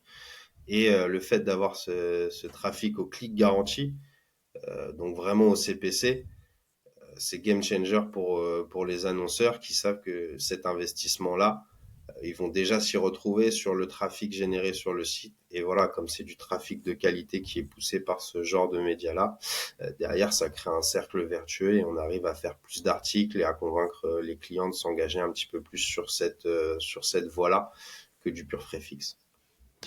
Il y a quand même du frais fixe dans le modèle économique. Frais fixe et Non, ensuite, ou c'est que du CPC? c'est du CPC avec un volume de clics garanti de leur côté. D'accord. Sur des OPS, sur des opérations, par exemple, une promo, un nouveau produit. Exactement, sur de la rédaction d'articles. Ok, super. Écoute, j'étais en contact avec quelqu'un de chez Prisma et j'espère le, ouais, c'est dans les cartons là pour un épisode et donc je manquerai pas de. Enfin, je suis sûr qu'il le mentionnera aussi. C'est un modèle super intéressant. Effectivement, je savais pas qu'il faisait juste au CPC. C'est vrai que c'est un peu un no-brainer pour un annonceur, hein, parce qu'ils ont du trafic très affinitaire également, donc Ils ont intéressant. su évoluer. Après, le CPC est un petit peu élevé, il te dira le tarif, mais ça Mhm, reste clairement quelque chose de bien plus viable, surtout sur ces temps, cette partie où l'économie se porte pas très bien. mhm. C'est beaucoup plus viable pour les annonceurs et c'est beaucoup plus entendable de leur côté. Top. Bon, Samy, demain chez Attraction, c'est fini. Je te le souhaite pas, hein, bien évidemment. Mais tu te dis, allez, c'est parti, je lance mon média là. Qu'est-ce que tu lances? Tu lances un CSS, tu lances une boîte qui fait de l'emailing, tu lances un comparateur, un cashback, un code promo. Qu'est-ce que tu fais? C'est une bonne question. Je pense que déjà par passion, je lancerai un média lié aussi à mes passions. Je pense peut-être au basket, au sport, au sens large, puisque Mhm, c'est ça aussi qui drive ton envie et ta manière de te lever le matin. Donc, si c'est une thématique qui t'intéresse pas, comment tu vas produire du bien sûr. contenu? Mhm, Peut-être du B2B aussi, puisque bon, j'aime mhm, bien aussi cette partie chez Attraction où je dois créer aussi de l'inbound, puisque générer du lead et générer de l'intérêt uniquement en contactant les clients par email. Bonjour, tu as besoin de mes services.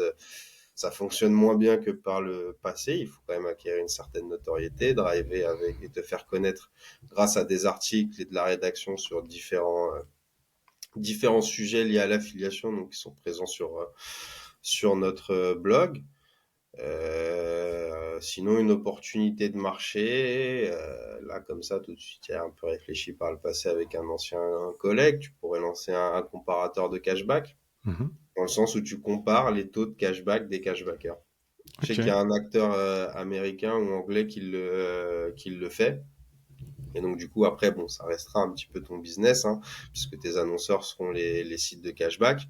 Mais en partant de ce principe et cet intérêt-là, puisqu'il y a de plus en plus d'internautes qui utilisent le cashback, de plus en plus de personnes qui comparent les différents taux de cashback, sont inscrits sur plusieurs sites de cashback, tu peux drainer une belle audience à partir de là et travailler une partie bon plan, travailler une partie création d'inscription chez les différents cashbackers, et puis tu peux vraiment lier tout ça à ce sujet d'éducation financière auprès de ton audience. Donc ça pourrait être une piste, mais pour le moment, j'ai prévu d'être à plein temps et de rester chez Attraction pour continuer à développer cette belle aventure, puisqu'on Mhm. est, on grossit bien maintenant. Tu vois, on s'est lancé toute fin 2022 sur le marché. Aujourd'hui, on a une centaine de marques qui nous font confiance sur le marché français. Donc, ça se développe bien, ça grossit. C'est vrai que l'affiliation, c'est pas fait pour décoller comme ça et ça Mhm. a toujours été, mais petit à petit, voilà, tu construis ton recurring, on atteint le seuil de la rentabilité et on va pouvoir investir plus. Et surtout, bah, tu m'aurais dit créer une plateforme d'affiliation moi tout seul en 2022, je t'aurais dit impossible. Hmm. Impossible de démarrer sur un marché aussi mature, aussi compétitif, etc. Il faut créer la techno de A à Z. Ouais. Là, on est adossé à un groupe coté au Nasdaq qui a 120 millions de chiffre d'affaires, qui a plus de 3500 annonceurs à travers 13 pays. Donc, il y a des passerelles qui sont rapides à faire et des passes décisives qui sont faites par les autres marchés. Une technologie qui est éprouvée et qui évolue constamment, notamment avec la fusion des deux équipes techniques d'ad service et d'attraction, ce qui nous donne à peu près, je vais pas te dire de bêtises, mais 40 personnes qui sont vraiment dédiées au développement et à la technique au sens large pour améliorer notre technologie. Donc elle est robuste, elle est puissante, on sait faire évoluer nos systèmes de tracking, on crée plusieurs innovations, des innovations simples comme Attraction Plus notamment. Qu'est-ce qu'Attraction Plus? Eh ben, c'est un système qui va permettre aux marchands de faire du business et de faire de l'affiliation entre eux, si on peut Ah, résumer ok. ça simplement. Donc, une fois que tu arrives sur la page de confirmation de paiement, il y a une petite pop-up qui se déclenche grâce à notre tracking qui va te proposer 3 à 6 offres de nos partenaires, des offres exclusives entre annonceurs. Et s'il y a un achat qui est effectué chez un des marchands partenaires d'Attraction Plus, tu toucheras une commission comme un affilié slash publisher classique. Et ça fonctionne aussi dans l'autre sens. Donc en gros, c'est un annonceur une fois qu'il a vendu son produit, se transforme en affilié. Exactement. Ah, c'est super. Romain Leglaive, encore de NordVPN, parlait de ce modèle sur le brand to brand. Il appelait ça brand to brand. Et c'est quelque chose qui développait. Et vous avez donc développé une techno super intéressant. Ouais, ok. Exactement. Tu pouvais le voir effectivement quand tu es une marque aussi puissante que NordVPN, tu peux le créer par toi-même en Hmm. allant mettre en place les partenariats par toi-même parce que tu as les ressources technologiques, financières et aussi humaines pour mettre en place ce deal-là. Nous, c'est clé en main et t'as rien à poser de plus puisque c'est la technologie d'attraction qui va faire notre technologie de tracking qui va le mettre en place. Donc, on a juste besoin du go du client. Et puis lui, bien sûr, il valide les offres et les partenaires qui sont dans notre catalogue. Il nous dit, bon, bien sûr, on met pas de concurrent direct Hmm. dans la technologie, mais il a la main et choisit les 3 à 6 marchands qui souhaitent afficher. Et cette technologie-là, clairement, elle permet de faire aussi un petit peu baisser la facture affiliation pour l'annonceur, mais aussi ça a un intérêt dans le sens où tu proposes des offres exclusives et ça permet de fidéliser ton audience et ceux qui achètent chez toi en leur proposant des offres exclusives qu'ils peuvent aussi partager à leurs amis. Top. Intéressant. Bah écoute, si c'est sur votre site où tu as une présentation de cette techno qui pourra intéresser les annonceurs qui nous écoutent. C'est sur notre site et c'est live sur plusieurs marchands en France. Donc effectivement, la popine est très discrète hein, parce Mhm. que l'objectif, tu vois, c'est pas de faire du pop under assez agressif qui arrive au milieu de la fenêtre, ce qui peut faire peur à des internautes. C'est quelque chose de vraiment natif et surtout qui s'adapte et qui respecte le code couleur et qui donne l'impression d'être intégré directement et natif au site Ouais.